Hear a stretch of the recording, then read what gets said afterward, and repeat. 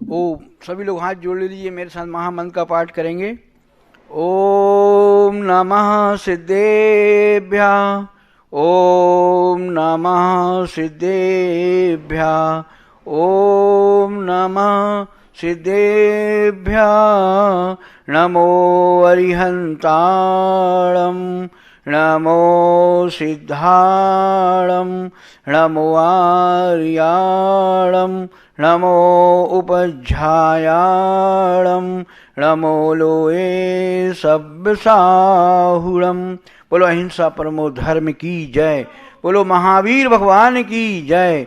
बोलो गुरुवर आचार्य श्री विद्यासागर मुनि महाराज की जय। कुंद कुंद आचार्य भगवान की जय। श्री मुनि श्री पवन श्री सुधा सागर मुनि महाराज की जय। मुनि संघ की जय। हाँ, आज आप लोगों को महाराज श्री का प्रवचन तो नहीं मिल पा रहा है कुछ कारणवश, पर आज आपको हम लोगों को आज्ञा दी महाराज जी ने कि आप लोग प्रवचन करें। तो आज आपको सुनाते हैं कि संसार में 4 प्रकार के मनुष्य होते हैं। एक व्यक्ति होते हैं सुखी सुखी व्यक्ति, और दूसरे होते हैं सुखी व्यक्ति, और तीसरे होते हैं दुखी और सुखी, और चौथे नंबर के होते हैं दुखी दुखी। अब आपको मालूम है कि आप समझते हैं सुखी सुखी व्यक्ति कौन कहलाता है। सुखी सुखी व्यक्ति वह कहलाता है कि जो तीर्थंकर होते हैं, कि पूर्व भाव में भी सुखी थे और इस भाव भी सुखी हैं।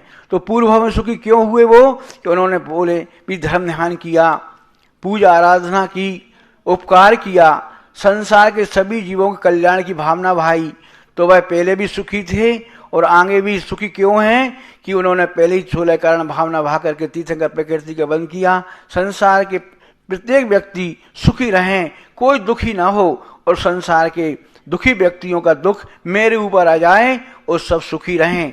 तो इस कारण तीर्थंकर पहले भी सुखी थे कि उन्होंने संसार में सभी जीवों को कल्याण की भावना भाई थी, परोपकार किया था और धर्म ध्यान में अपना मन लगाया था। और आज भी सुखी क्यों हैं, कि वह तीर्थंकर प्रकृति का बंद करके आए हैं, तो आज इसलिए सुखी हैं। तो आप समझ गए ना कि सुखी व्यक्ति कौन है। जो व्यक्ति सभी के सुख की कामना करता है, सबके दुख दूर हो, सबका कल्याण हो, तो वह सुखी सुखी होता है। और दूसरे होते हैं सुखी, वह होते हैं कौन, चक्रवर्ती है, नारायण है, पृथ्वी नारायण बलभद्र हैं, वह सुखी हैं।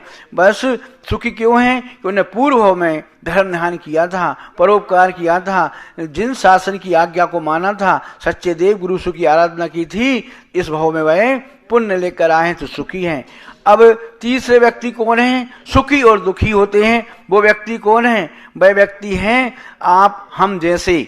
जब आप यहाँ पर श्रावक लोग हैं, जब 6 वर्षों का आवश्यक करते हैं, तो वह उससे सुखी हो जाते। देव पूजा, गुरु उपासना, स्वाध्याय, संयम, तप, त्याग और दान, 6 आराधना करते हैं भगवान की भक्ति करते हैं। तो जिनको जो पाप का जो आश्रय होता है कमाने में, खाने पीने, उठने बैठने में, तो वह उसके पुण्य से, वो पाप तो लगता ही सब क्रियाओं में, पर वो दान, अपनी दान वगैरह करने से, पूजा वगैरह करने से, आस्था भगवान के प्रति विश्वास आस्था रखने से अपना इतना पुण्य कमा लेते हैं कि वह वर्तमान में सुखी रहते हैं। और एक व्यक्ति कौन है, वो दुखी क्यों हो जाते हैं, कि जो व्यक्ति भगवान की आज्ञा को नहीं मानता और अपने विषयों में लगा रहता है, दान वगैरह भी नहीं करता, पापों का संग्रह करता है, जो इस घर में 4 प्रकार की जो हिंसा होती है ना, उन हिंसाओं में भी वह साथ देता है और कभी पश्चाताप नहीं करता, प्रतिक्रमण नहीं करता, और अपने विषयों में ही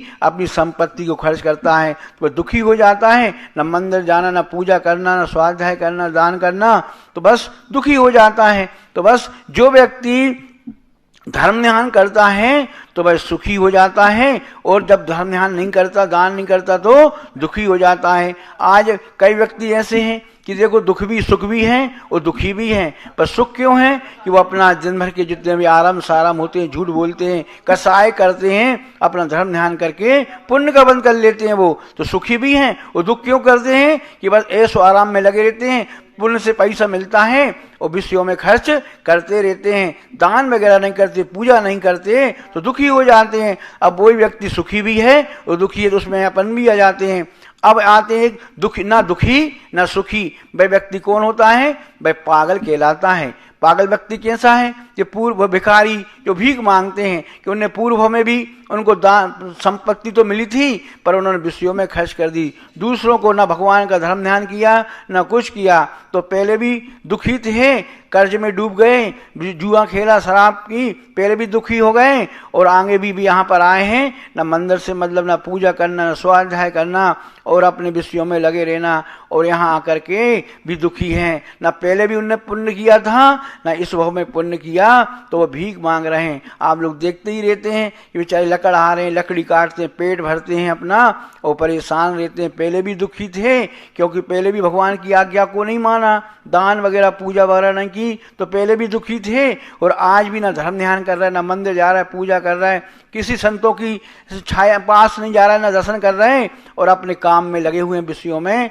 तो आज भी दुखी हैं। देखो देखने में आता है कि घर घर जा करके वह भीख मांगता है और वह अपने दिन भर परेशान होता है। तो आप संसार में अब आप लगा सकते हैं कि हम सुखी सुखी बनना चाहते हैं और सुखी हैं क्या, सुखी दुखी या दुखी दुखी है? अब आप लगा सकते हैं हम किस में हैं। तो जो व्यक्ति अगर सुखी सुखी होना चाहता है तो उसको सबसे पहले अपने साथ साथ दूसरों का कल्याण की भावना करना चाहिए। संसार में आपको मालूम है 4 प्रकार के लोग भी होते हैं। एक तो होते हैं जन, दूसरे होते हैं सुजन, तीसरे होते हैं दुर्जन और चौथे होते हैं महाजन। 4 प्रकार के व्यक्ति हैं। जन जो अपना तो परिवार का पेट भरते हैं, वो जन कहलाते हैं। अपना भी पेट भरेंगे और परिवार का भी पेट भरेंगे और वो रिश्तेदारों का भी, अपने परिवार का भी, तो वो जन कहलाते हैं। सुजन कौन कहलाते हैं? जो अपना परिवार, समाज और दूसरा समाज के परिवार को ख्याल रखते हैं, वह व्यक्ति सुजन कहलाते हैं। अपना भी ख्याल रखना, परिवार का ख्याल रखना, समाज का ख्याल रखना, वो व्यक्ति सुजन कहलाता है। और दुर्जन कौन कहलाता है? ना जो स्वयं का सुख शांति से जी पाते हैं, ना दूसरों को भी सुख शांति से जीने देते हैं, और वह दुनिया मांस मदिरा शराब पीते रहते हैं और उसी में अपना मन लगाते हैं, तो वह व्यक्ति दुर्जन कहलाते हैं। और एक व्यक्ति सज्जन व्यक्ति कौन कहलाते हैं?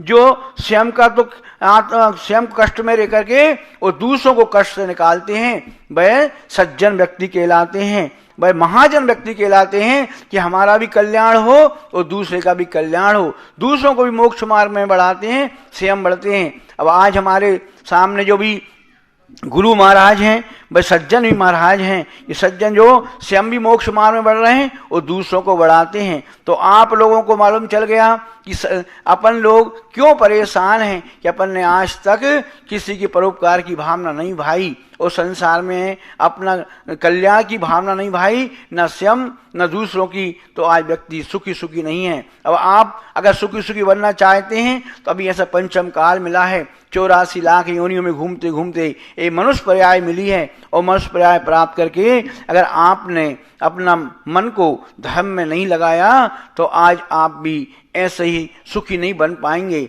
इसलिए आपको सुखी सुखी बनना है तो स्वयं के साथ साथ दूसरों कल्याण की भावना करना।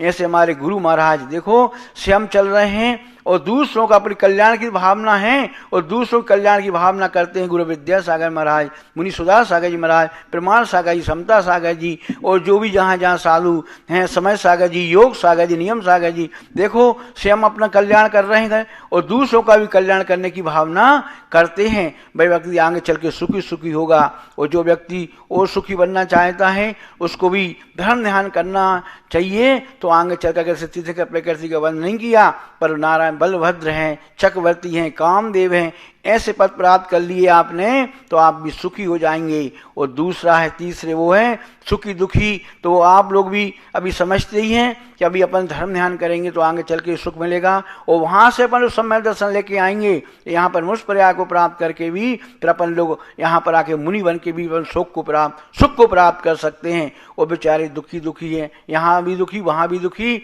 उन व्यक्ति को भी अपने यहाँ समझना चाहिए और वो भी अगर सुखी हो जाएं तो अभी भी गरीब परिस्थिति है, अभी भी अपना धर्म ध्यान करके और आगे बढ़ सकते हैं। कहते हैं ना 4 प्रकार के व्यक्ति होते हैं, पुण्यानि बंदी पुण्य, वो व्यक्ति कहलाते हैं जिनके पुण्य से संपदा तो मिलती है और पुण्य में ही खर्च करते हैं, वो पुण्यानुबंधी पुण्य व्यक्ति कहलाते हैं। क्योंकि आगे भी पुण्य किया था, संपत्ति मिली, और आज वर्तमान में भी परोपकार करते हैं, दान करते हैं, और मंदिर में दान, पूजा में दान, पर अहंकार से रहित करते हैं। जो मान कसाय से करते हैं दान, उनका दान नहीं कहलाता, प्रदर्शन कहलाता है। पर जो भक्ति भाव से करते हैं वह सही दान कहलाता है। और वह एक होते हैं पुण्यानुबंधी पाप, मतलब जो पुण्य संपत्ति मिली है और पाप में खर्च करना, ये पुण्यानुबंधी पाप है कि आपको पुण्य संपत्ति मिली पर आज विषयों में खर्च करना, मांस वगैरह शराब खाना और दूसरों को कल्याण की भावना नहीं करना, परोपकार नहीं करना, उनका पुण्यानुबंधी पाप का बंध होता है। एक होता है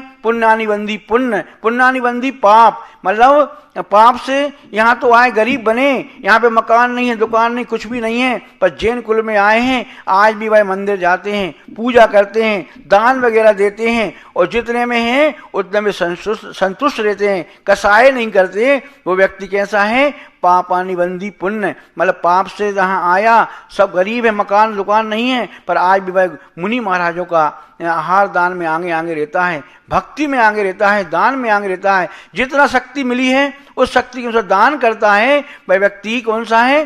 पापानुबंधी पुण्य। आज भाई पाप से भले गरीब है, पर आगे चल के वह पुण्य बंद करेगा और फिर आके यहाँ पर एक दिन बड़ा आदमी बन करके और मंदिर वगैरह बनाएगा, दान करेगा, पूजा करेगा। तो वह मान कसाय से रहित है और जितना मिला है ना उतने में ही खुश है, माने पर्याप्त में ही पर्याप्त मान रहा है, उसको ज्यादा लोभ नहीं है, बस ऐसा है संतोषी प्राणी है। भाई आगे चल के पुण्य बंद करेगा और आगे चल के वो भी अच्छा बड़ा आदमी बन के यहाँ पर दान धर्म करेगा। और एक होता है पापानुबंधी पाप, मतलब पहले भी पाप किया था तो यहाँ का गरीब है, मकान कोई खाने पीने का ठिकाना ही नहीं है, भोजन का ही ठिकाना नहीं है, सुबह का मिला तो शाम को नहीं, शाम को है तो सुबह का नहीं, तो पहले भी पाप किया था और अभी भी विषयों में लगे हैं, अपने मांस और मंद्रा में लगे हैं, खाने पीने में, ना धर्म ध्यान, ना मंदिर जाना, ना पूजा करना, ना संतों के सानिध्य में आना, वह व्यक्ति पापानुबंधी पाप का ही बंद करता है। तो संसार में यही चक्र चल रहा है।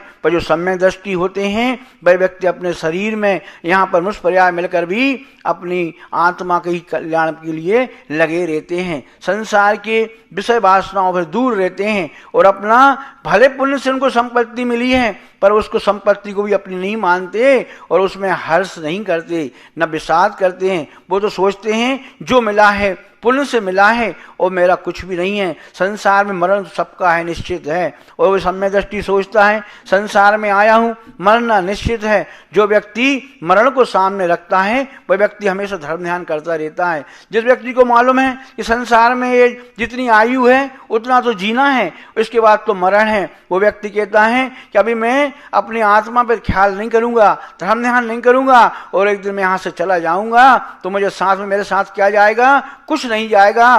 पर जो मैंने धर्म किया है, परोपकार किया है, दान किया है, वो ही मेरे साथ जाएगा, वहां के कहीं पड़ा रह जाएगा।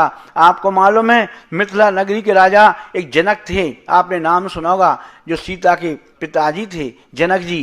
किसी ने उनसे एक दिन को उनके मंत्री ने उनसे पूछा कि आप देह सहित होकर भी आपको विधेय क्यों बोलते हैं? आपका शरीर तो देह सहित है, पर आपको लोग विधेय क्यों बोलते हैं? तो राजा जनक जो विधेय राजा थे जनक जी, उन्होंने कहा आपका जवाब मैं कुछ दिन बाद दूंगा। और बस उन्होंने कुछ दिनों के बाद घोषणा कर दी। क्या कर दी? कि मंत्री ने कोई बड़ा अपराध कर दिया है, इसको मृत्यु दंड दिया जाएगा। अब जो मंत्री था घबरा गया कि मैंने ऐसा कौन सा अपराध कर दिया कि मुझे मृत्यु दंड दिया जाएगा। फिर क्या किया राजा ने, और राजा जनक ने उनको बुलाया और अच्छे भोजन के लिए अच्छे 56 प्रकार के भोजन बनवाए और मंत्री से कहा तुम भोजन करो, और उनको 56 प्रकार के भोजन परोसे गए। जब उन्हें भोजन करने बैठे तो उनको भूख होते हुए भी खाने का मन नहीं लग रहा था, स्वाद ही नहीं आ रहा था और उनको अपनी मृत्यु सामने दिख रही थी। अब भोजन करने के बाद राजा जनक ने उनसे कहा क्यों मंत्री जी भोजन कैसा लगा? स्वाद तो आपने बताया नहीं कैसा लगा। तो मंत्री जी बोले महाराज मेरा सामने तो मृत्यु दिख रही थी, मुझे सामने भोजन रखा था 56 प्रकार का, मुझे ही नहीं मालूम कौन कौन से आइटम रखे थे, उस स्वाद को मैं भूल ही गया, मुझे तो बस सामने मृत्यु दिख रही थी। तो फिर राजा ने कहा, राजा जनक ने, कि देखो तुम्हारा जो तुमने जिज्ञासा की थी ना, जो तुमने संख्या की थी, क्वेश्चन किया था ना कि मैं विदेह में रह करके मुझे विदेही क्यों कहते हैं, तो आज आपको उत्तर मिल गया है। क्यों कहते हैं? मैं सामने भोग सामग्री मुझे प्राप्त हुई है, पुण्य से प्राप्त हुई है सब ये, पर मैं क्या समझता हूँ ये तो क्षण की है, मुझे एक दिन यहाँ से मरना है। और मैं भोगों में रहते हुए भी अपनी मृत्यु को सामने देखता हूँ कि मेरा मरण तो निश्चित है। तो मुझे भोग भोगते हुए भी मुझे ये सब कैसे लगते हैं, देह में रहते हुए भी मैं विधेय जैसे क्यों रहता हूँ कि मुझे इसमें मुझे उसमें सुख स्वाद नहीं लेना है, अपना पेट भरना, अपना समय निकालना है। मैं इनमें फंसता नहीं, मोह के कारण इन चीज़ों में उलझता नहीं हूँ। मुझे मालूम है जिस दिन से ज़्यादा मोह करेंगे मुझे परेशान कर देंगी। तो मैं इन भोगों के बीच रहकर भी कैसे भोगता हूँ, ऐसे मुझे सामने मरण है, मुझे भोगना ही नहीं है। इसी लोग मुझे देह में रहकर भी मुझे विधेय नाम से पुकारते हैं। तो मंत्री ने उनसे हाथ जोड़ करके कहा कि आज मुझे मालूम चल गया है कि आप मृत्यु को सामने रखकर जीवन जीते हैं, तो आप देह में रहकर विधेय जैसे कहलाते हैं। तो आप लोग भी, जो व्यक्ति सामने मृत्यु को रखता है ना, वो व्यक्ति हमेशा ऐसे ही जीवन जीता है। उसे मालूम है कि संसार में कुछ नहीं है, क्योंकि आज तक उसे मालूम है मैंने भगवान की जो वो पूजा सत्संग किया, तो वो अपने आप को फालतू समझता है, पर उसको नहीं मालूम ये सत्संग आप कर रहे हैं ना आज, आगे चल के यही तुम्हारा साथ देने वाला है। कहते हैं ना, किसी ने कहा है करो दिल से सजदा तो इबादत बनेगी, करो दिल से सजदा तो इबादत बनेगी, सत्संग की सेवा अमानत बनेगी। सत्संग की सेवा अमानत बनेगी, खुलेगी जब तुम्हारे गुनाहों का खाता, खुलेगा जब तुम्हारे गुनाहों का खाता, तो सत्संग की सेवा जमानत बनेगी, सत्संग की सेवा जमानत बनेगी। आज तुम्हें सत्संग मिल रहा है ना, ये आपका आगे चल के ही तुम्हारा साथ देने वाला है। जब तुम को कोई परेशानी आएगी ना, जब कोई कष्ट आता है, ये संत समागम ही आपको बचा लेता है। जो व्यक्ति संत समागम करता है वो ही समझता है इसका पुण्य। आज आप लोग चांदखेड़ी में लोग आते हैं, यहाँ पर चंद्र तीर्थ क्षेत्र चांदखेड़ी है, यहाँ पर पंचकाणक होने वाला है, और कितने लोग यहाँ पर अपने सौभाग्य मान रहे हैं। और यहाँ पर मुनि पुगम सुधा सागर मुनि महाराज जी का यहाँ चतुर्मास हुआ, अब यहाँ पर ही पंचकाणक हो रहे हैं, और उनके सानिध्य में कितने लोग आकर के अपनी मूर्ति का दान देकर के यहाँ पर त्रिकाल 24 का प्रतिष्ठा तो हो रही है। और जहाँ जहाँ निर्माण मोक्ष गए हैं, जहाँ से निर्माण जितने भी केवली भगवान, उनके भी यहाँ पर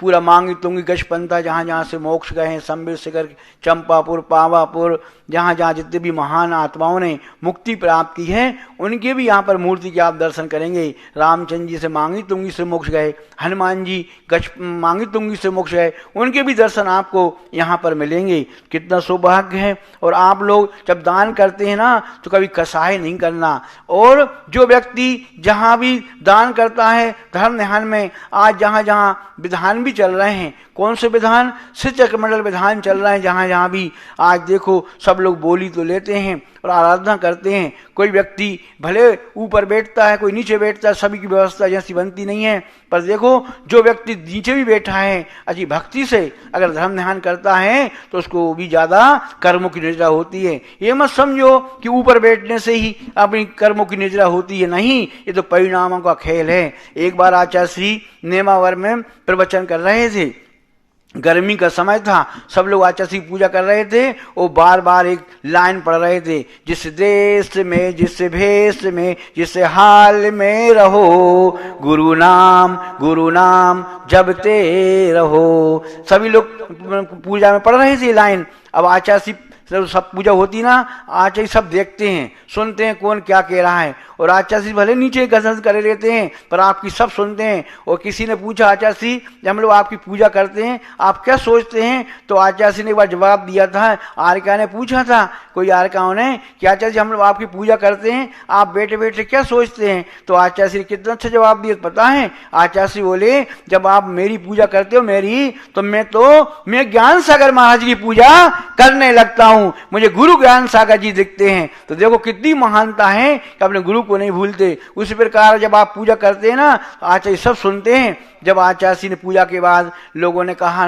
गर्मी का समय था, नेमावर की बात 2014 की, तब लोगों ने आग्रह किया आचार्य अब आपकी अमृत वाणी हम लोगों को मिल जाए, गर्मी का समय है। तो आचार्य के ठीक है मिलेगी। और आचार्य ने मंगलाचरण किया और मंगलाचरण के बाद जैसे प्रवचन ज्ञान सागर जी की जय बोली, भगवान की जय बोलने के बाद फिर आचार्य ने वही गाना गाया, वही भजन गाया, जिस देश में जिस काल में जिस भाव में जिस हाल में रहो, गुरु नाम जपते रहो। तो आचार्य बोले देखो अभी आप लोग पूजा में बार बार पढ़ रहे थे ना, क्या पढ़ रहे थे कि जिस हाल में रहो, जिस क्षेत्र में, जो कल काल में भाव में रहो, जहां भी रहो गुरु को मत भूलो, गुरु को मत भूलो। और फिर आचार्य बोले ये मैं नहीं कह रहा कि तुम मुझे याद रखो, जिसके जो गुरु हैं उसको याद रखो, पर गुरु को जरूर याद रखो। क्यों? गुरु को जो याद रखता है वो गुरु उसको हमेशा संभाल लेते हैं। आचार्य बोले ये तो आप ये मत सोचो कि हम ऊपर बैठे हैं और आप नीचे बैठे हो तो हम जल्दी मोक्ष चले जाएंगे और आप लोग बाद में मोक्ष जाओगे। आचार्य ने कहा, आचार्य बोले नहीं, ये मत सोचो कि हम जल्दी पहले मोक्ष चले जाएंगे, ऊपर बैठे हैं आप लोग नीचे बैठे हो बाद में मोक्ष जाओगे। आचार्य बोले कि नहीं, आप हमसे पहले भी मोक्ष जा सकते हो, ये परिणामों का खेल है। किसके परिणाम कैसे हों? देखो उस मेंढक के परिणाम कैसे थे कि देखो भगवान का समोषण आया था और अपने मुख में फूल की पंखुड़ी लेकर के जा रहा था और देखो रास्ते में राजा सैनिक के पैर के, हाथी के पैर से उसका मरण हो गया। अब राजा सैनिक तो पहुंच नहीं पाए, वो अंतर्मूर्त बनने के बाद स्वर्ग चला गया और वहां पर अंतर्मूर्त में पूरी काया तैयार हो जाती स्वर्गों में, और वहां से देखो वह भगवान के, महावीर भगवान के समोषण में चला गया और वहां जाकर के उसके मुकुट में चमक थी और उसके मुकुट पर मेंढक का चिन्ह बना था। जब राजा सैनिक पहुंचे वह राजा सैनिक ने पूछा गणधर से कि इसके चेहरे मुकुट में चमक क्यों? देव और देव भी तो बैठे हैं पर इसके मुकुट में चमक क्यों है और मेंढक का चिन्ह क्यों बना है? तो गणधर ने कहा कि ये वही मेंढक है, आज फदक फदक करके हम समोषण में आ रहा था, फूल की पंखुड़ी लेकर के। भावना क्या थी? पूजा की भावना थी, समोषण में जाना है, भगवान की आराधना करना है, प्रवचन सुनना है। उस भावना से देखो वो भाई उसने मर गया आपके हाथी के पैर के नीचे और वो यहाँ के आगे स्वर्ग में देव बन करके तुमसे पहले यहाँ पर आ गया। तो राजा सैनिक भी धन्य माने उसको। देखो ऐसी भक्ति होती है क्या में? भावों में, परिणामों में, और उन परिणामों के कारण देखो व्यक्ति मोक्ष चला गया, वो स्वर्ग में देव बन गया। तो आप लोग भी जब आपको यहाँ पर जब पंचकाणक होगा, स्थान मिलेंगे सबको, बड़ी अब जिनकी बोली लेते हैं, बड़ा दान करते हैं, उनको स्थान अच्छा दिया जाता है, और जो सामान्य देते हैं भाई नीचे भी भक्ति करते हैं, पूजा करते हैं, आराधना करते हैं। समोषण में भी ऐसे ही मान लीजिए जब समोषण बनता है ना काय का, जब शिष्य मंडल विधान होता है, आराधना होती है, 24 मंडली विधान होता है ना, तब सबको नीचे भी समोषण बनता है, ऊपर भी। अब जिनको नीचे जगह मिली है, नीचे बैठ करके अगर वो भक्ति करते हैं तो उतने ऊपर वालों से भी ज्यादा पुण्य कमा सकते हैं। भावों का खेल है, अपने यहाँ भावों को मुक्तता दिया है जैन धर्म में। तो आचार्य ने कहा कि आप घबराओ नहीं, आप हमसे पहले भी मोक्ष जा सकते हो। देखो कितनी महानता है गुरु में। तो आचार्य ने यही कहा कि अपने गुरु को मत भूलना, अपने लक्ष्य को नहीं भूलना, जहां भी रहो गुरु को याद करते रहो, सच्चे देव गुरु सास को आराधना करते तुम्हारा कल्याण हो जाएगा।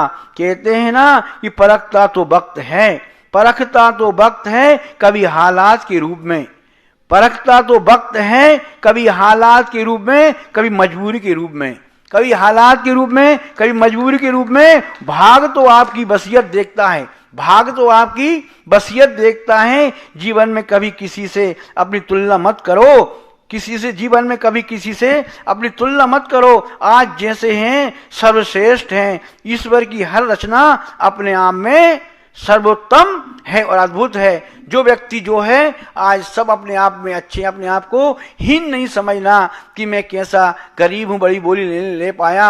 ये लोग तो बड़ी बड़ी बोली लेकर के ऊपर धर्म ध्यान कर रहे हैं, इन्हें तो ज्यादा पुण्य मिलेगा। नहीं, आप व्यक्ति नीचे बैठकर भी बड़ा पुण्य कर सकता है। ये मत सोचो कि बड़ा दान करने से बड़ा पुण्य होता है, छोटे दान करने से भी ऐसा आप पुण्य बांध लेते हैं। निकाचित महाराज जी ने कहा था ना, सुधा सागर महाराज जी उस दिन कि निकाचित पुण्य भी होता है और पाप भी होता है। कई लोग ऐसा पुण्य बांध लेते हैं इन्हीं क्षणों में। ये क्षण बड़ी मुश्किल से आते हैं। कौन कौन से? पंचकाणक कराना, पंचकाणक में शामिल होना, पर्युषण पर्व में शामिल होना, और ऐसे बड़े बड़े बड़े विधानों में चक्रमंडल सिद्धों की आराधना करते हैं ना, ये विधान बड़े सौभाग्य से होते हैं, हर कहीं नहीं होते। और ऐसे विधानों में अगर आप चूक गए और आपने भावों को बिगाड़ लिया तो आपका पूरे का भाव बिगड़ जाता है। भाव बिगड़ने से भाव बिगड़ जाता है, और भाव सुधारने से भाव भी सुधर जाता है। तो आप लोगों को ऐसा नियम मिला है। अब कई लोग कहते हैं महाराज जी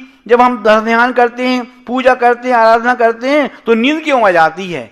क्या कहते हैं कई लोग कि जब हम आराधना करते हैं, भगवान की भक्ति करते हैं, माला फेरते हैं तो नींद आ जाती है, और जब डीजे सुनते हैं, गाना सुनते हैं, फिल्म देखते हैं तो नींद नहीं आती। ऐसा क्यों होता है? तो कितना अच्छा जवाब दिया उस भक्त ने कि कहते हैं ना कि जब उस भक्त को ऐसा जवाब दिया महाराज जी ने कि नींद हमेशा फूलों की सेज पर आती है, नींद हमेशा फूलों पर सेज पर आती है, और कांटों के बिस्तर पर नींद नहीं आती। धर्म ध्यान करना कांटों जैसा है और विषयों में जाना फूल जैसा है। इसलिए आप लोग अपनी जब अच्छे काम करो तो नींद नहीं आना चाहिए। उस समय आपको अपनी ये सोचना चाहिए कि हमें कि न माला यहाँ पर जो बड़ा माला फेर रहे हैं, आराधना कर रहे हैं तो नींद तो आती है, नींद बड़ी सियानी है, इन्हीं स्थानों पर आएगी और स्थानों पर नहीं आएगी। पर उस समय आपको अलर्ट रहना है और अपनी आत्मा की ओर ध्यान करके अपनी कठोरता से माला फेरना है। तो इसलिए आप लोगों को ऐसे ही जीवन जीना है तो आपका कल्याण हो जाएगा।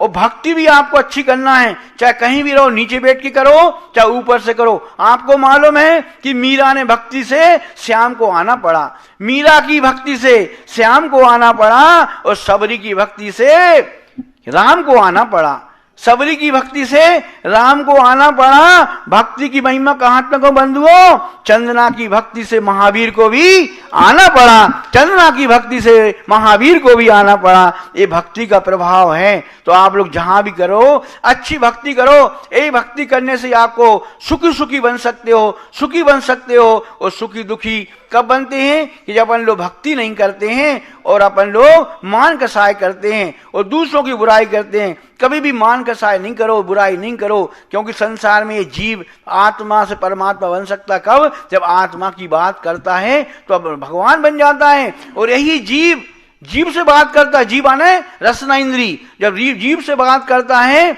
विषयों में खाने पीने में लगा रहता है तो संसार में पतित हो जाता है। तो आप लोगों को अगर पतित से बचना है तो आपको भगवान की भक्ति जो समय मिला है करना है। ऐसे पंचकाणक में आपको शामिल होना है। यहाँ पर सौभाग्य है, हम लोगों का भी सौभाग्य है कि ऐसे महाराज मुनि सुधा सागर जी के सानिध्य में पंचकर्ण करने का सौभाग्य मिल रहा है। हमने तो सोचा था दर्शन करके यहाँ से चले जाएंगे, पर देखो पुण्य था कि हमको भी ऐसे पंचकाणक में शामिल होने का मौका मिला। तो आप भी सौभाग्यशाली हैं और हम भी सौभाग्यशाली हैं कि हमको भी पाषाण से, पत्थर से, पाषाण से भगवान बनने का हमको भी देखने को मिलेगा। ये भी पंचकाणक मिलना भी बड़ी सौभाग्य है। और आप लोगों का भी सौभाग्य है कि आप लोग भी ऐसे पंचकाणक में शामिल होते हैं। पर आपको भक्ति जरूर करना है और भक्ति बहुत अच्छे मन से करना है। जहाँ से बैठो वहीं से भक्ति करना है। और आपको चिंता करने की बात नहीं है, आपको सब भगवान आपका ख्याल रखते हैं। संसार में कोई भी व्यक्ति हो,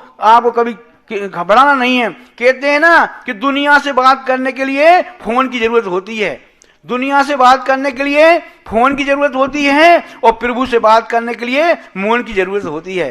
प्रभु से बात करने के लिए मौन की जरूरत होती है। फोन में बात करने में बिल देना पड़ता है, फोन में बात करने में क्या देना पड़ता है? पैसे का बिल देना पड़ता है। पर ईश्वर से बात करने पर दिल देना पड़ता है। ईश्वर से बात करने के लिए दिल देना पड़ता है। तो आप ऐसे अब दिल मिला है आपको, या भक्ति में लगा दोगे तो आपका दिल, जब भक्ति में लगा दोगे तो आप एक दिन जरूर भगवान बन जाएंगे, जरूर बन जाएंगे। हमें विश्वास है कि आपको भगवान पर विश्वास रखना है।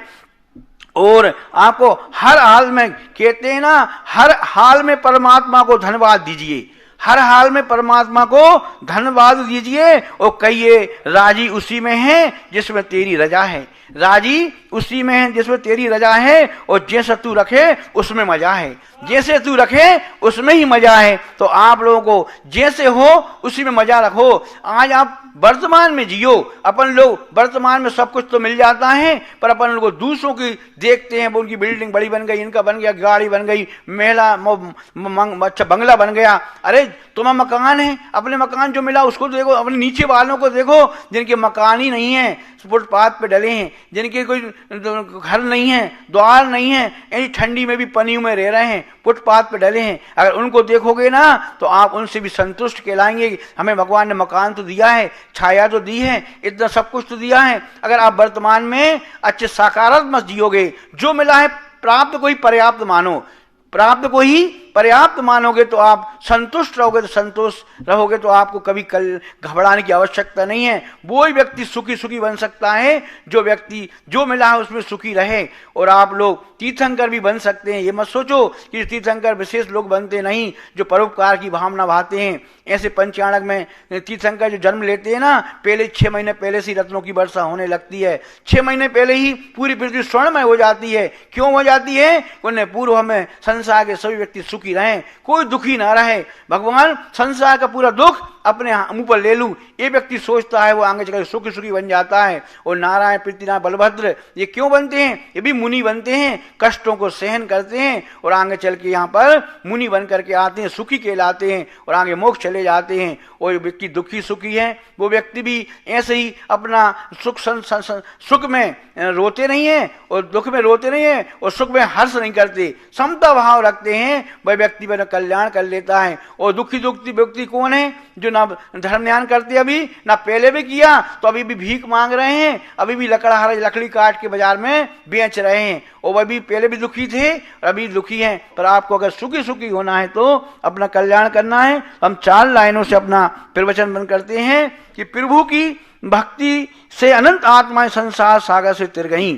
प्रभु भक्ति से अनंत आत्माएं संसार सागर से तिर गईं और प्रभु भक्ति से भक्त की नैया पार हो गई। प्रभु भक्ति से भक्त की नैया पार हो गई। तो प्रभु भक्ति की महिमा कहां तक बंधुओं कि प्रभु भक्ति से अनंत आत्माएं परमात्माएं बन गईं, अनंत आत्माएं परमात्मा बन गईं। बोलो अहिंसा परमो धर्म की जय। पंचम गुरु और विद्यासागर मुनि महाराज की जय, मुनि श्री सुधा सागर मुनि महाराज की जय, प्रसाद सागर जी, उत्तम सागर जी, शैल सागर महाराज की जय। अब मैं महाराज श्री शैल सागर महाराज से कहता हूँ, आप भी अपना धर्मोपदेश इन छोड़ यहाँ के जो बैठे हैं टीवी के सामने उनको दीजिए, तो वो अपने प्रवचन सुने। क्यों आज बड़े महाराज का प्रवचन नहीं, आज महाराज के तुम ही लोगों का प्रवचन होना चाहिए। आज महाराज जी का प्रवचन नहीं मिला, पर आप अच्छी श्रद्धा आस्था से यही सोचो महाराज जी प्रवचन सुना रहे हैं तो आपका कल्याण हो जाएगा। बोलो अहिंसा परमो धर्म की जय, पंचमेष्टि भगवान की जय। चैत्र चक्रवर्ती आचार्य शांति सागर जी महाराज की, संत शिरोमणि आचार्य गुरुवर विद्यासागर जी महाराज की, निर्यापक श्रमण मुनि पुंगव श्री सुधा सागर जी महाराज की, मुनि संघ की,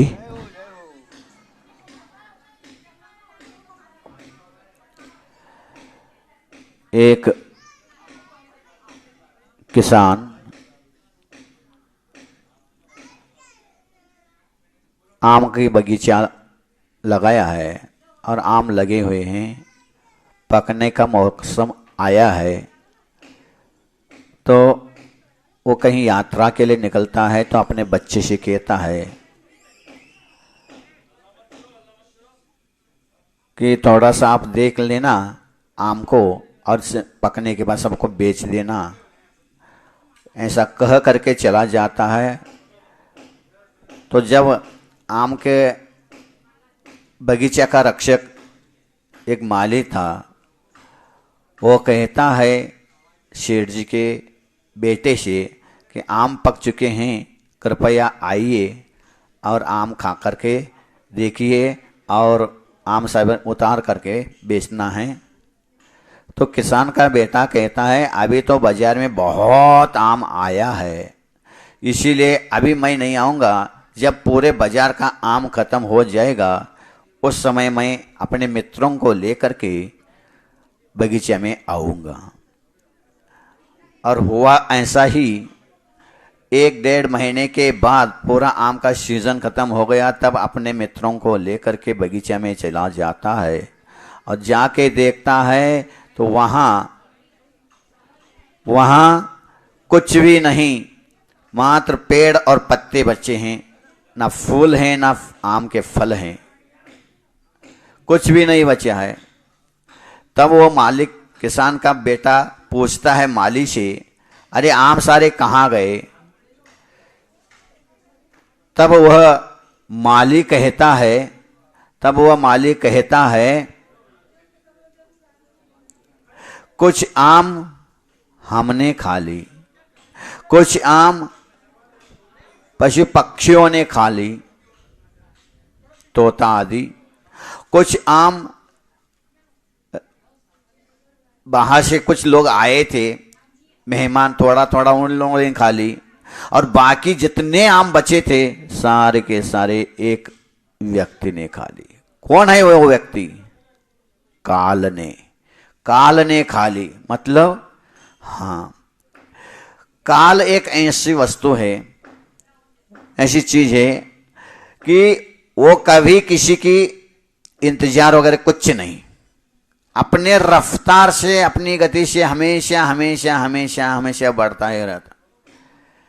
तुम जागो या सोते रहो, आओ या बैठे रहो, तुम्हें जो करना सो करो, काल तो अपने रफ्तार से जा ही रहा है, निकल ही रहा है। बस यही समझना है अपने को। जैसे मौसम खत्म होते ही आम अपने आप पक करके गिर जाते हैं, खाना चाहो खाओ, नहीं तो नीचे गिर जाएंगे, सड़ जाएंगे। बस उसी प्रकार जिंदगी के बारे में अपने सोचो। आप 2 दिन से हम आपको बता रहे हैं इन 5 प्रश्नों के बारे में। तो क्या करना, कब करना, क्यों करना, क्या क्यों कैसा कब करना है, ये महत्वपूर्ण बात है। जिंदगी में कोई भी काम करना है तो कब करना, ये जब तक आप नहीं समझोगे तब तक करते हुए भी बेकार है। हर चीज, हर वस्तु, हर काम टाइम पर, समय पर उसको करोगे तो बड़ा मजा आएगा, बड़ा आनंद आएगा और उसका महत्व मूल्यांकन भी हो जाएगा। अन्यथा समय बीतने के बाद करोगे तो वो कर तो रहे हैं, लेकिन जैसे भूख लग जाती है, भूख लगने के बाद अगर आप खाओगे तो नीरस भोजन भी आपको सरस लगेगा, स्वादिष्ट लगेगा, और भूख नहीं हो उस समय खाओगे तो स्वादिष्ट भोजन भी नीरस लसा लगेगा। इसी प्रकार जीवन में, सारी जिंदगी में अपने को क्या करना है, तो ये जिंदगी के 3 पड़ाव होते हैं। इन 3 पड़ावों में अपने को क्या क्या करना है, ये अपने को निर्धारित करना है। 3 पड़ाव कौन से हैं वो? तो 3 पड़ाव वो हैं बचपन, जवानी और बुढ़ापा। बचपन, जवानी और बुढ़ापा, ये 3 पड़ाव जिंदगी के हैं। तो ये 3 पड़ाव में क्या क्या करना चाहिए अपने को, ये हमेशा ध्यान रखना चाहिए। तो बचपन में ज्ञानार्जन होना चाहिए। बचपन में ज्ञानार्जन अर्थात विद्यालय जाकर के, स्कूल जाकर के, मन लगा करके ज्ञान कमाना चाहिए। जितना बचपन में ज्ञान कमाओगे वो ज्ञान तुम्हें जिंदगी भर के लिए काम आएगा, जिंदगी भर के लिए काम आता है। इसलिए बचपन में कमाया हुआ ज्ञान, बचपन में कमाया हुआ ज्ञान जिंदगी भर काम आता है। आता है क्या नहीं जी? अनार का एप्पल का बचपन में पढ़ा आपने, तो आप बार बार रोज पढ़ रहे क्या उसको? नहीं, एक बार बचपन में पढ़ लिया, जिंदगी भर फुर्सत, वही याद हो गया। तो बचपन में कमाया हुआ ज्ञान जिंदगी भर काम आता है, और जवानी में कमाया हुआ धन बुढ़ापे में काम आता है। बचपन में कमाया हुआ ज्ञान जिंदगी भर काम आता है, जवानी में कमाया हुआ धन बुढ़ापे में काम आता है, और बुढ़ापे में कमाया हुआ धर्म अगले भव में काम आता है। तो कम से कम बुढ़ापे में तो धर्म करना ही है। वैसे तो धर्म बचपन से ही करना है, लेकिन मुख्यता किसको है? बचपन में अगर तुम स्कूल न जाकर के माला लेकर के दिन भर मंदिर में बैठोगे, चलेगा क्या? क्यों? धर्म तो बचपन से होता है ना। बचपन में नहीं, बचपन से होता है तो बैठे रहो दिन भर मंदिर में, होगा ही नहीं, कल्याण ही नहीं होगा, क्योंकि वो उम्र अभी नहीं है, अभी ज्ञान कमाने का उम्र है। तो बचपन में वास्तव में मन लगा करके ज्ञानार्जन करो। ज्ञानार्जन के साथ थोड़ा थोड़ा धर्म भी होना चाहिए, धर्म को नकारा नहीं जाता है, लेकिन मुख्यता का और गौणता, अर्पिता नर्पित सिद्धि, इस सूत्र है तत्वशास्त्र में।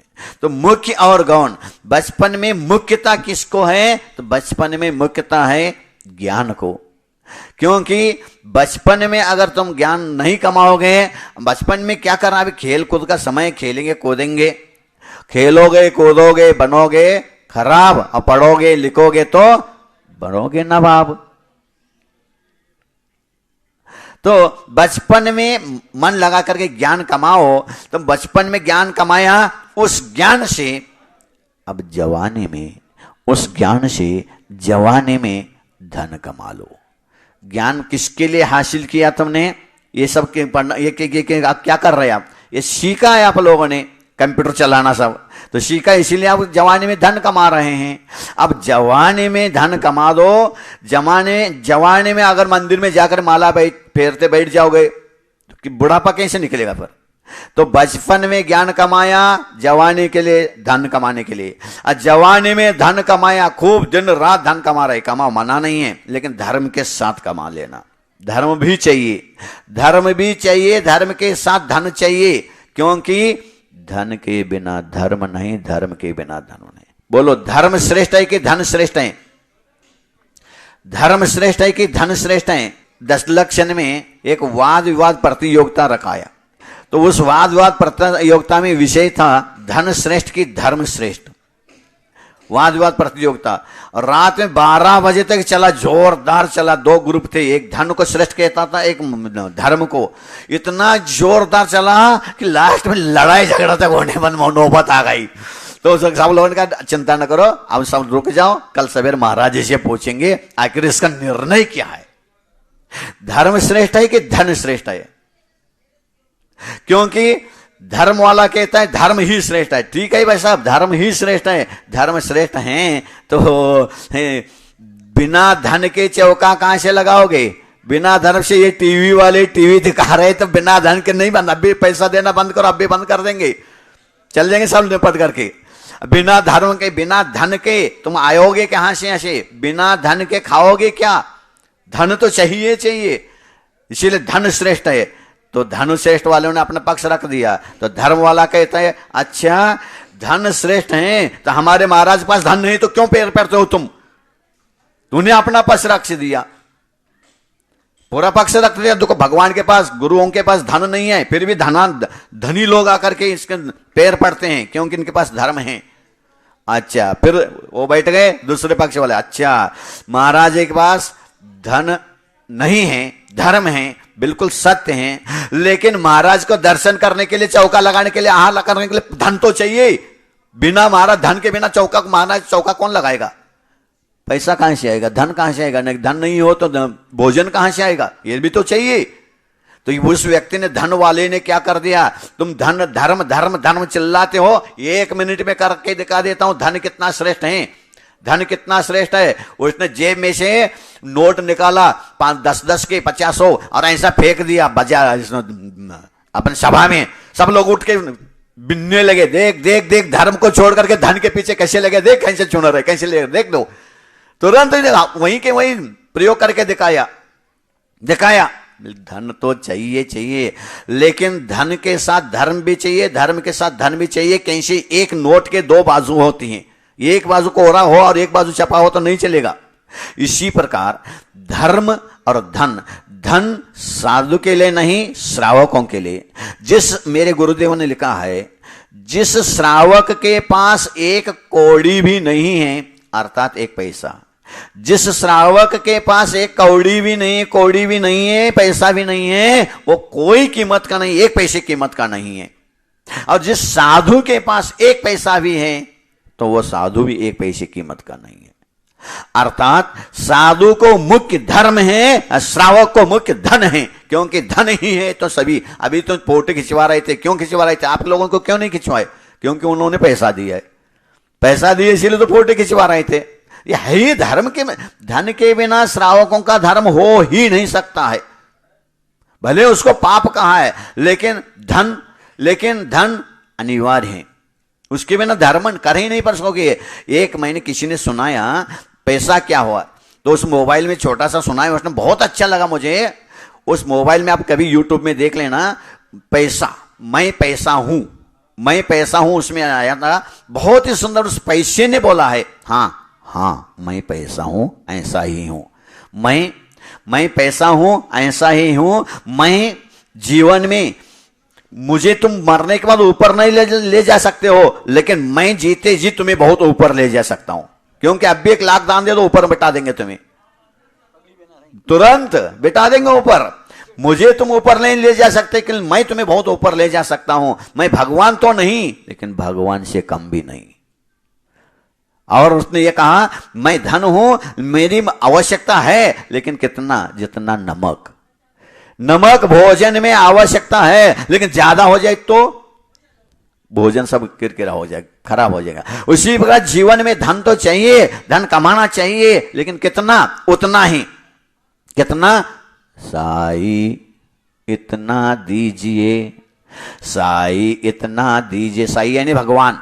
साई इतना दीजिए जामे कुटुंब समाए, मैं भी भूखा न रहूं, साधु न भूखा जाए। मैं भी बहुत से भोजन करता रहूं और मेरे घर में कोई साधु आ जाए तो उनको भी मैं एक ग्रास आहार दे सकूं। बस इतना ही चाहिए, इतना ही पर्याप्त। तो धन कमाना चाहिए, श्रावकों का आवश्यकता है, लेकिन कब? बुढ़ापे में भी नहीं, बचपन में भी नहीं। धन कमाना जवानी में। आपने जवानी में धन कमाया तो बुढ़ापा आपका अच्छे से कटेगा। क्यों?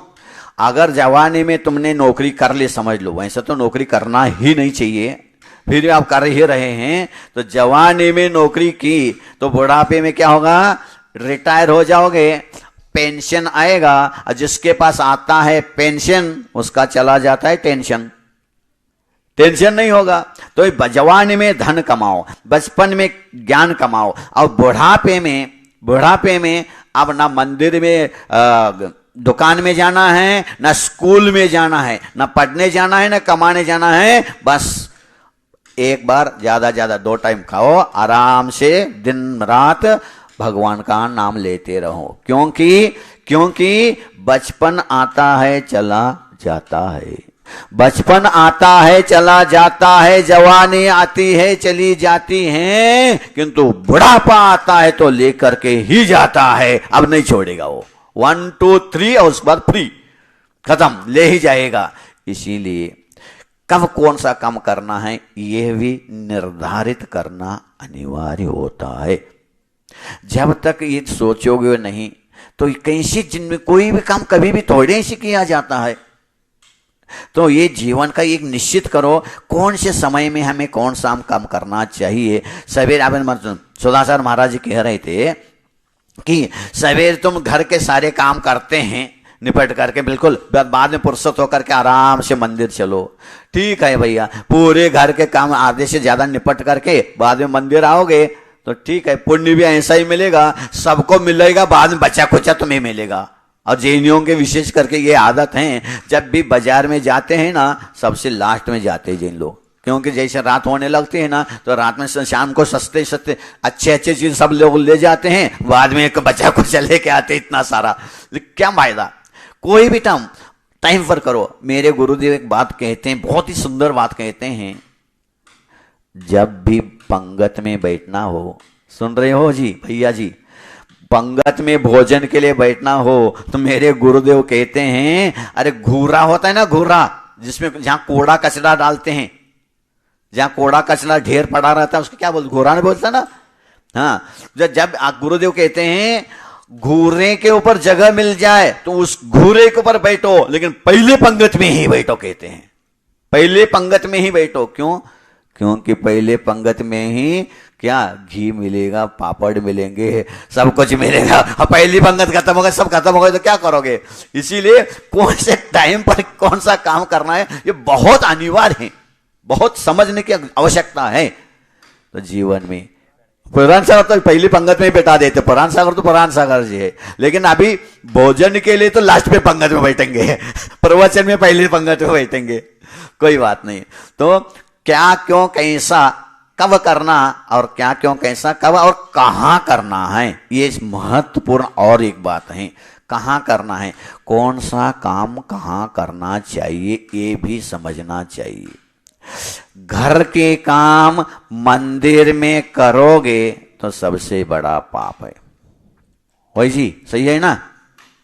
घर में भी देखो, घर में भी देखो कौन सा काम कहां करना चाहिए, ये भी सोच समझ के करते क्या नहीं।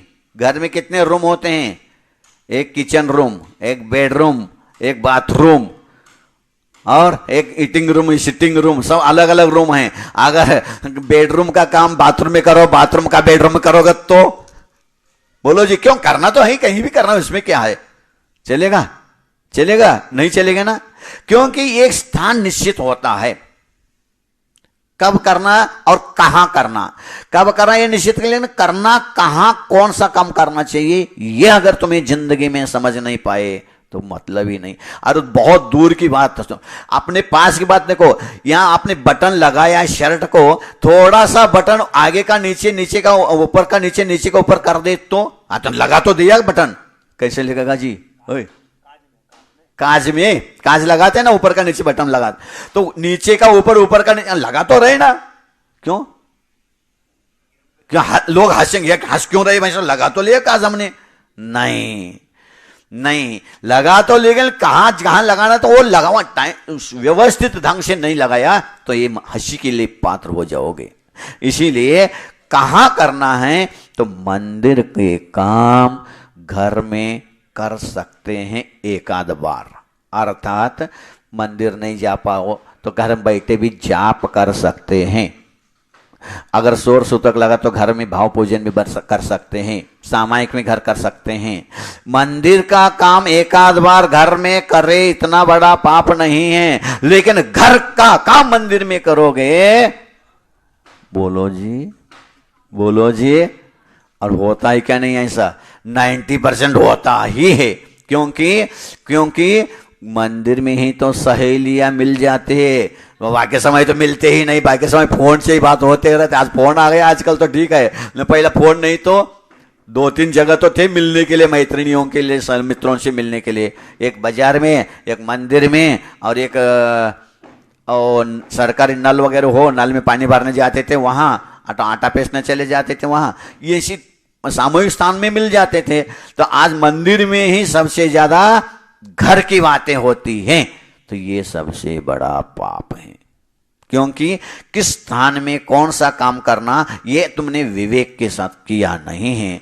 इसीलिए जीवन में ये 5 प्रश्न अपने को हमेशा रखना चाहिए, हमेशा ध्यान में रखना चाहिए। सबसे पहला उठते ही यही सोचना चाहिए क्या करना है, उसके बाद क्यों करना है। क्या करना निश्चित हो गया, क्यों करो, क्यों करना ये भी निश्चित हो गया, कैसे करना है, किस तरह से करना है, उसकी विधि क्या है उसको भी समझिए। उसके बाद कहाँ करना है और कब करना है, ये 5 प्रश्न अगर जिंदगी में आपने समझ लिया तो बहुत कुछ अपने इतने छोटे से काम में भी इतना सारा पुण्य कमा सकते हैं। छोटी सी तपस्या में असंख्यात गुणी निर्जरा कर सकते हैं अगर इन 5 प्रश्नों को समझ करके करोगे तो। अन्यथा कर तो बहुत रहे हैं लेकिन लाभ बहुत कम होता है। जैसे दिन भर दुकान चला रहे हैं लेकिन इनकम शाम को देखो तो कितना हो गया, कौन सा दुकान था? किराने का दुकान है तो आटा लोन ला दो, थोड़े थोड़े बेच दे। तो कोई भी आता है तो कह रहा थोड़ी तेल दे दो, फिर थोड़ा गुड़ दे दो, थोड़ा नमक दे दो, एक बार वो दे दिया, हाथ धो लिया, ये दोनों हाथ पहुंच लिया। दिन भर मेहनत कर रहे हैं और शाम में इनकम कितना हो गया? तो पान की दुकान है, दिन भर पान लगा चूना लगाते बैठे हैं, शाम में इनकम कितना हुआ? और वही अगर सोना चांदी का रत्न का व्यापारी हो तो दिन भर में 1-2-4 ग्राहक आए तो भी माला माल हो जाते हैं। इसी प्रकार, इसीलिए मैं बार बार कहा करता हूं, ये जीवन में एक ये धर्म कमाने की कला है, इस कला को सीख लो। वास्तव में इस कला को जैन जो सीखता है, जैन होता है, सच्चा जैन होता है, इस कला को सीख लेता है। जिसने कला को सीख लिया तो बहुत कम धर्म करता है, फिर भी वो बहुत पुण्य कमाता है। हाँ, जिसको एक कला मालूम नहीं है तो कुछ नहीं कर पाएगा। इसलिए जिंदगी में एक कला एक सीखो, धर्म करने की कला सीखो। और कला सीखने के लिए मैंने 5 प्रश्न आप लोगों को बताया है। क्या, क्यों, कैसा। इसको ध्यान रखना, रिपीट इसलिए कर रहा हूं कि इस दोहे को ध्यान रखोगे। क्या, क्यों, कैसा, कब, कहां। क्या, क्यों, कैसा, कब, कहां, करना करो विचार। ऐसा सोचे बिन करे, सब कुछ है बेकार। ये 5 प्रश्न जिंदगी में करो तो उत्तर मिलेगा। आप स्वयं प्रश्न करेंगे, स्वयं उत्तर खोजोगे, स्वयं उत्तर मिलेगा तो एक दिन संसार से पार उतर जाओगे।